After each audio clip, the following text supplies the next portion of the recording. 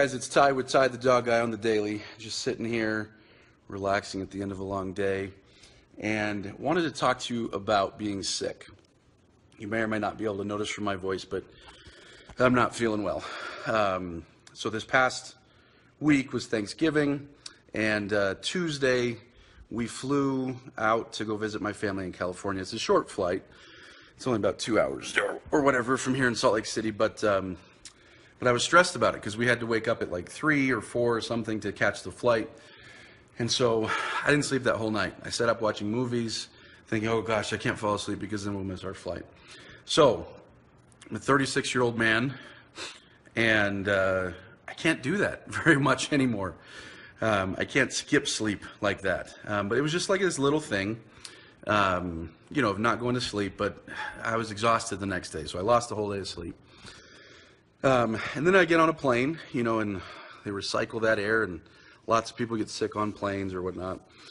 And then the whole time at my parents' house, I don't think I slept very well, just because their bed isn't a great guest bed. But anyway, and then coming back, had to wake up really early again. This time I was able to sleep because there was more people. There was my parents in the house and things like that. I was like, okay, I'm not going to oversleep. So I was able to sleep, but we still had to wake up at 3 o'clock to get to the airport on time, and then back on a plane. And on top of it, working on some stressful stuff with the business and things like that. So I had a week of not being able to sleep very well, some stress, and flying twice on airplanes with recycled air. And got in yesterday, as I'm taping this is Monday, got in yesterday on Sunday, and was just exhausted. And already starting to feel sick. Monday, today, I woke up and I was just, I was in bad shape. And it was just a series, it was a small series of little events that led to me being sick. Now, whenever you get sick, it's really hard to pinpoint exactly what happened, right? Whatever it is, a cold, all the way up to cancer or anything like that. Sometimes you can. Sometimes you can say, okay, well, smoking caused it, or I don't know, other things that caused it. But oftentimes we don't know. So let's say I spent the last week not flying on planes, getting good sleep, doing this, that, or the other, and I still got sick. That's totally possible, right? But I believe that what has happened over the past week is my immune system was hurt because I wasn't sleeping well, I was stressed, I was flying on planes, things like that. And as a result, now I'm sick with some flu. And so I relate a lot of that to dogs.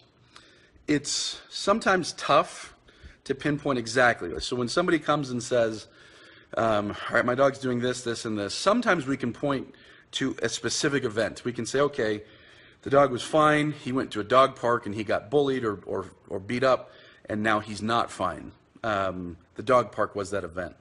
So that does happen, where we can pinpoint something that caused it. But oftentimes, dog behavior problems are accumulation. It's like me getting sick.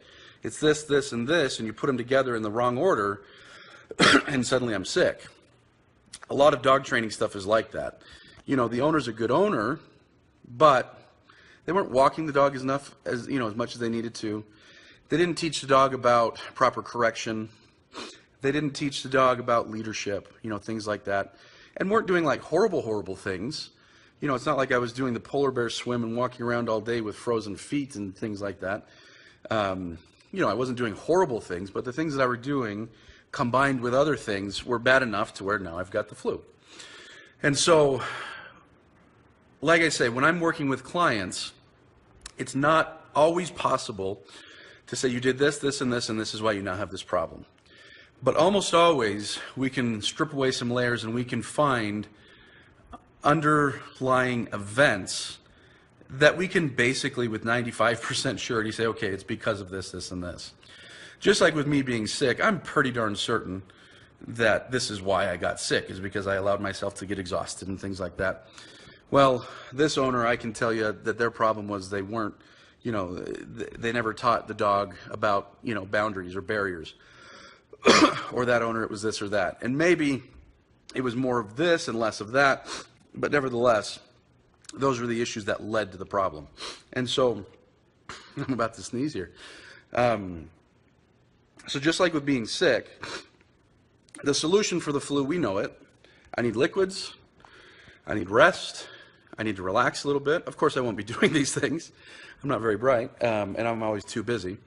But, I need liquids, rest, relaxation. I need these things. And we pretty much know with a surety that I will get better. Sure, things could get worse. The flu could turn into pneumonia. It could turn into this. It can. But pretty darn sure I'm going to get better by doing a few simple things.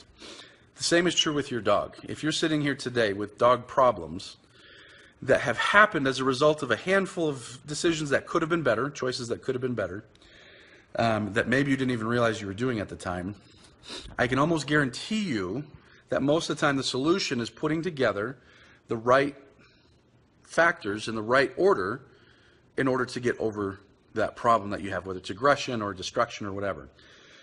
And I can almost guarantee that to you because I've seen this happen now thousands of times with clients over the years. And there's some outliers that take a little bit more, that sometimes turn into pneumonia and sometimes turn into this and that and the other.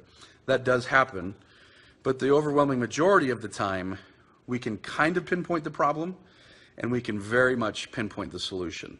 So if you're sitting there with a problem, don't think it's hopeless. There's always a solution for what you're looking to do with your dog.